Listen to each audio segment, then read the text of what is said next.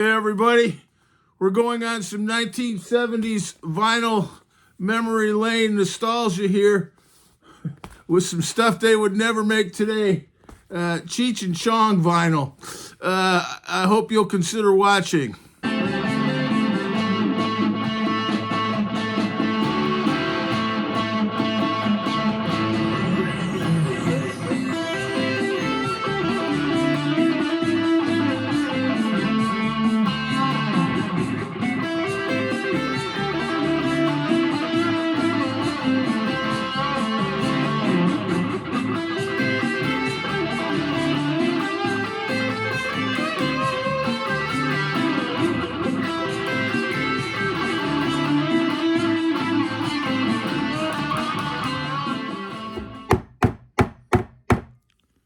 Who is it?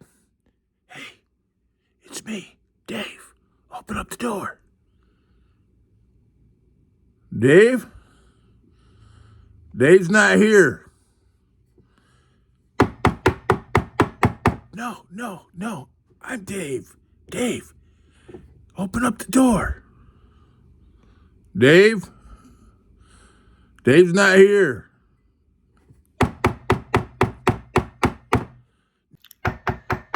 Psst, no, it's me, Dave.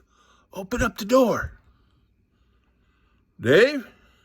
No, man, Dave's not here right now.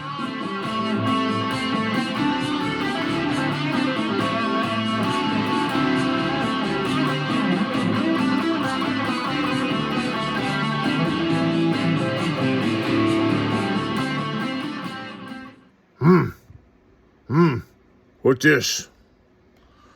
Hey, I don't know. Look like doggy doo-doo. Smell like doggy doo-doo. Feel like doggy doo-doo.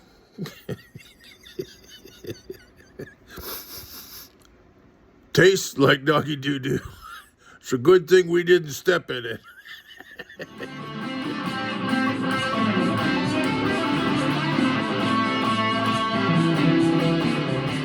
Hey everybody, before we get started, I just wanted to say that I grew up with Cheech and Chong, and I was just thinking about it sort of as a reflection before we get started. I listened to Cheech and Chong in the 5th, 6th, and 7th, and 8th grade. I don't even really remember listening to them in high school. So on the one hand, I feel kind of sheepish about having Cheech and Chong because by today's standards, about 80% of their jokes are totally unacceptable in a number of critical ways. And yet I grew up with them and I thought they were really funny. So I'll just kind of preface that. So I'm certainly not trying to advocate or make light of any serious issues that might arise from some of the kinds of humor they had or some of the things they joked about. But I just remember it being really funny. I remember my friends and I just sitting around busting a gut, as it were, laughing to their jokes. And this would be, like I said, 12, 13, 14. I don't even think I got half of some of the jokes they were making that were of a more illicit nature. Or if I did, I not really would get them. But I just remember, back then, everybody, they were kind of right in there with Bill Cosby or George Carlin. Who else was funny back then? And I remember vinyl comedy. I had Fat Albert and the Cosby Kids. I had a couple George Carlin albums, and we used to listen to 7 Dirty Words You Can't Say on Television, and man, we would just sit and roar when George Carlin would. I remember it was the 8th grade, right before band, when George Carlin would rip off those 7 dirty words you can't say on television. I mean, we would sit and laugh. You would have thought it was the most hilarious thing in the world. I don't even think those words are all that shocking by standards of 2025, but man, when he would just rip off those 7 dirty words you couldn't say on television, we would laugh and laugh. But we would also listen to Cheech and Chong, and I also remember I had some Cheech and Chong on 8-track tape for a while when I had an 8-track tape player around the age of 13, 14, 15, somewhere around there.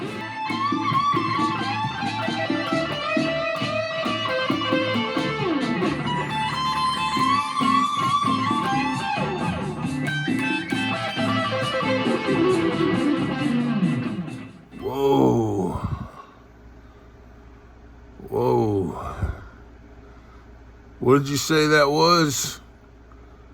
It's Labrador, man. Labrador. Yeah, my dog ate my stash. I followed him around for 3 days with the little baggie. So we call it Labrador.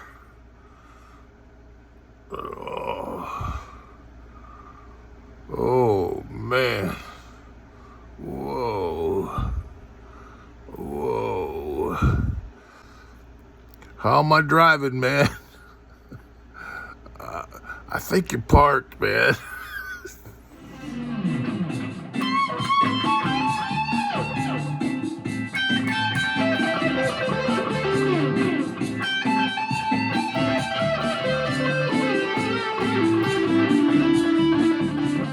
You know, I actually did a Cheech and Chong video about a year or two ago. And I bought a couple other Cheech. I ran into a couple old Cheech and Chong albums. I sort of added to my Cheech and Chong vinyl, but I also privatized those because I was never quite sure I wanted to have them on my channel. I might do that again. I'm not going to say it.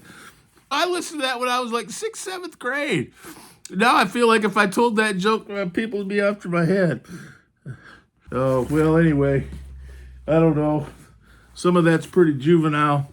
But I did get a couple of these old vinyl albums. This is the first one. I was looking through there, and I think this is the one I had on 8-track tape. This was their first album. It came out in 1971. And you can see there's not much to these vinyl records. But it's got Dave. Dave's not here. Yeah. But that was a pretty good album. Then this was their next album. This is the one that came with rolling paper. There's not much to these albums, really. There's nothing like, there's no fold out. It's pretty much just a sleeve, at least, and I don't think there was much back then either. This one's got television medley.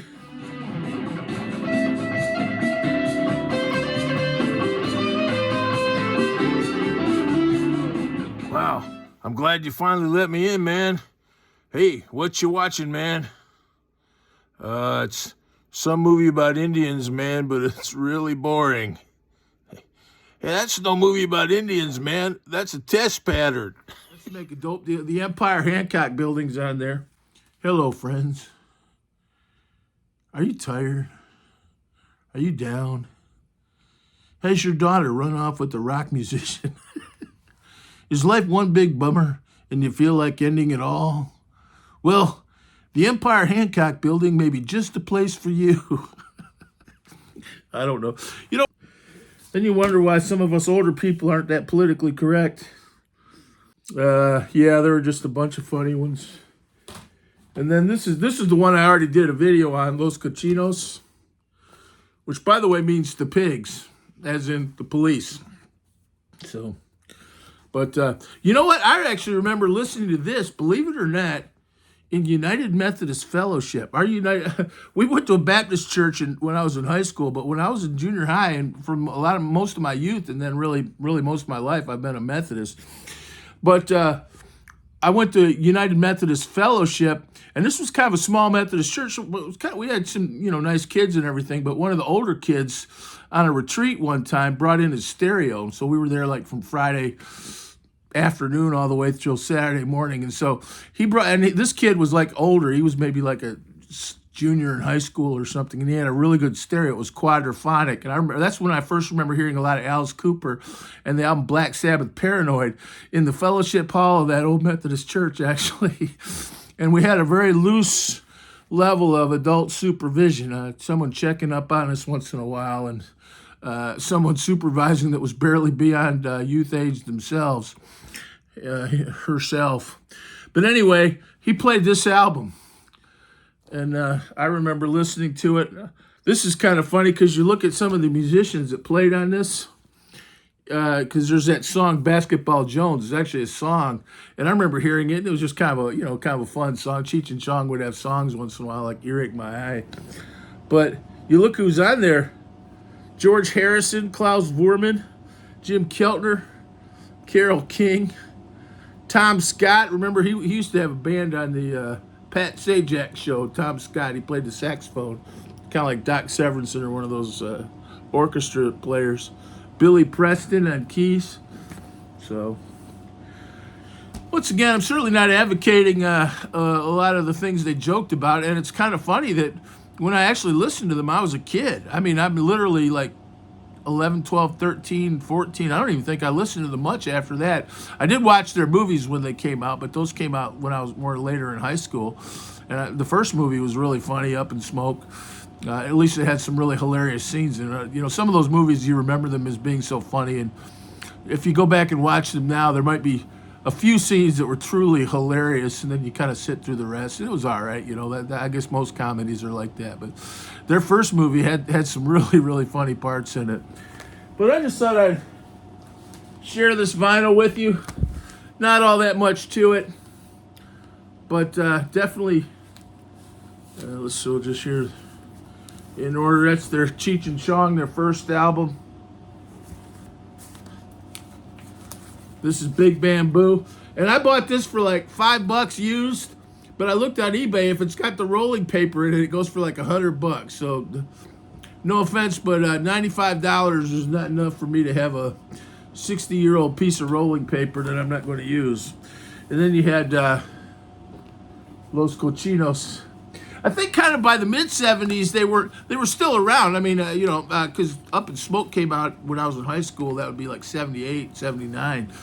But I think those first couple albums in the early 70s were kind of their glory days. Other than when their movies came out, that was kind of another part of their career. But the Cheech and Chong comedy vinyl and all those records, the first couple were, I think, these three in particular were the heyday of Cheech and Chong. And like I said, certainly not advocating what they were laughing about in many cases. And, I certainly wouldn't want to laugh about people who have trouble reading or people who are depressed and want to end it all or something like that. On the other hand, it's kind of refreshing to see a world where if you want to make a joke about that kind of thing, you went ahead and did it, A lot of our comedy we wouldn't have if we had the standards of today, because you listen to any old Bill Cosby, George Carlin, oh my God, Richard Pryor, you'd hear them laugh about all kinds of things that were inappropriate by today's standards. And you know what they were? They were hilarious. That's what they were. In many cases, they were definitely hilarious. Thanks. God bless.